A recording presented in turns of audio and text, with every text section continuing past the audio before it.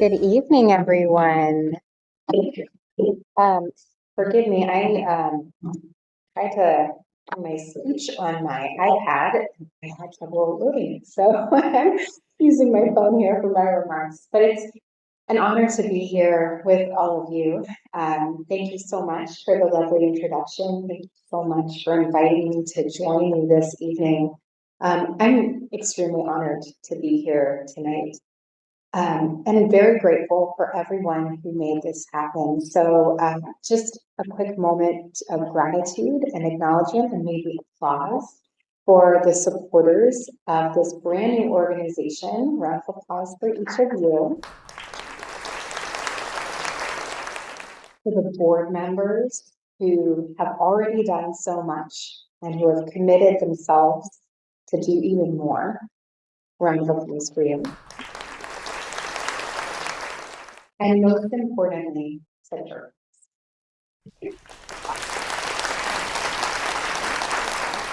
So sometimes in life, we are pushed from inaction to action, whether or not we wanted it and whether or not we sought it out.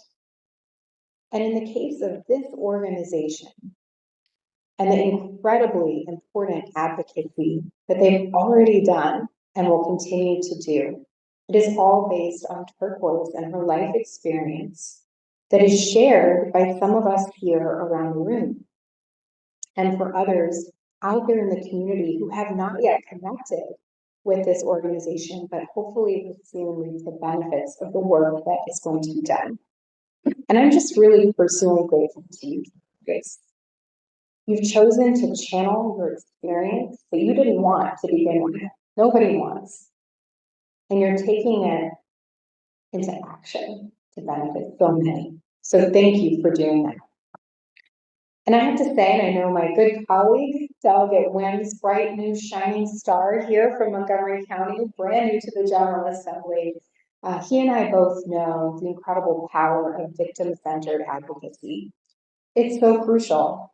It's so crucial to the fabric of our democracy.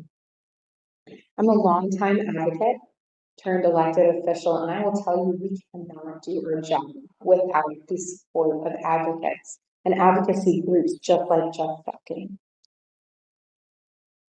They are the unsung heroes of democracy, because not only do they provide a home for individuals with shared experience, who otherwise, as my fellow speaker here just noted, would feel isolated in their own experiences, but they also have an ability, the organizations, to lift up the voices of many shared experiences and share them as one.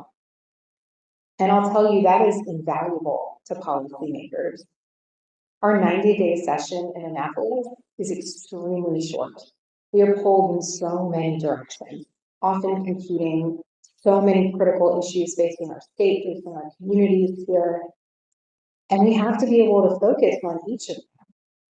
But to be able to work with advocates as part of groups makes us be able to be more responsive to the needs of each of our communities, and to ensure that the needs and the views of everyone that are impacted by policies are taken into account, respected, and drafted into the policies that we are enacting. So Turquoise and I met a little less than a year ago at post-legislative session town hall that the District 18 delegation held in Kensington. And Turquoise approached me afterwards to share her story with me. And the passion she had for needed action just rang through. It was so evident. And I committed to her that night that I would partner with her to bring about policy change in Annapolis here in our state. And whether that is in the form of legislation or connections to others in our county to make sure that stalking victims' needs are prioritized, that was from day one our commitment to each other. Frankly, it wasn't just one way. And I think that in just shy of a year, we've done a lot. We have, in that short time, done much, but we have so much more to do. And with your partnership, we'll be able to do that. So we've had calls with our local state's attorney's office to share specific ways that they can support victims of stalking. And through those efforts, they actually committed to turquoise and to victims here that they would put publicly accessible and a more prominent place information on how their office can help support stalking victims. They also committed to work with law enforcement and partner with them to ensure that that they are able to train them in the proper ways to handle stalking cases and how to work with stalking victims and how to, most importantly, prioritize these cases that for so long have not gotten adequate attention. But very excitingly, she and I also worked on draft legislation that will be cross-filed with our state senator, Jeff Waldstreicher. And that is going to increase the protections for stalking victims. And so as a surprise, and I don't even think turquoise there says, we just introduced the legislation yesterday. So that's super exciting. So what this bill will do is it will allow all victims of stalking, regardless of their current or prior relationship status with their stalker, to be eligible to request a protective order and give a path towards having it be made permanent, should their stalker be convicted of stalking in particular. This is a very big deal. So currently, many of you might know that victims of stalking are treated very differently under the law based on whether or not they have had an intimate partner relationship with their stalker. So if you have an intimate relationship or you have in the past, then you are eligible currently for a protective order. But if your stalker is a stranger to you or is someone that you encountered through a workplace encounter like turquoise, or it's a neighbor or an acquaintance that you never had sex with, you are only eligible for a peace order. Well, what's the difference, right? Peace order, protective order, they sound kind of similar. They are not.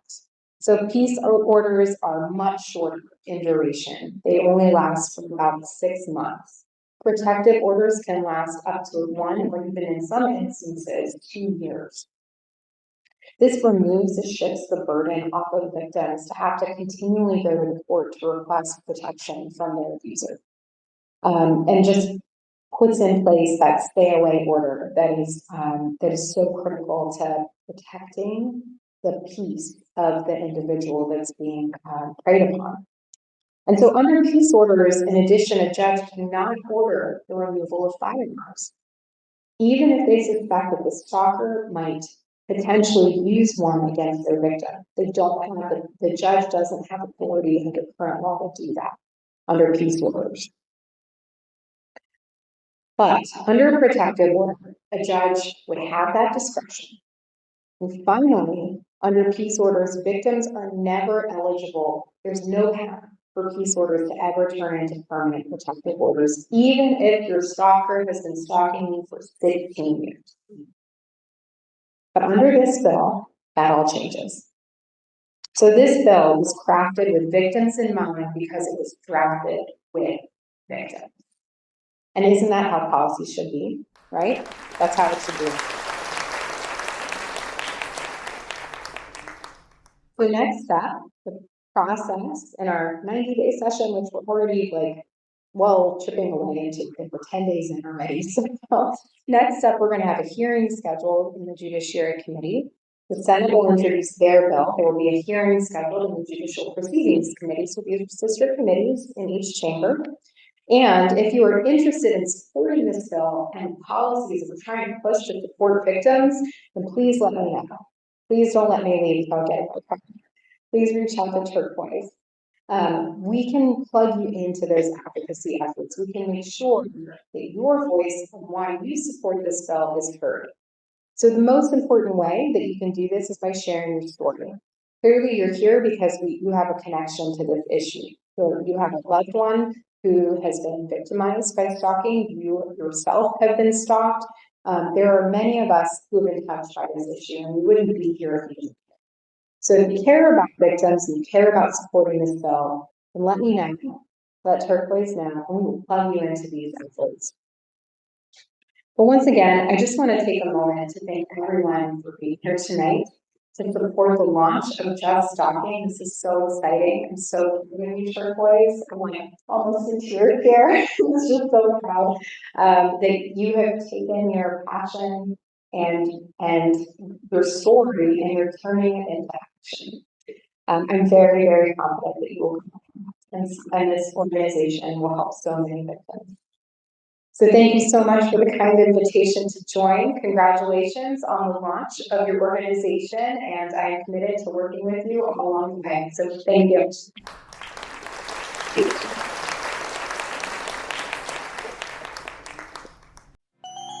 To watch my remarks about why Just Stalking, click the video on the left. Mark your calendars now for our first Cyberstalking Awareness Masquerade Ball, October 2024 in Baltimore. You can also watch all of our launch party videos on the right. Be sure to subscribe to our channel. I'll see you in the next video. Stay safe.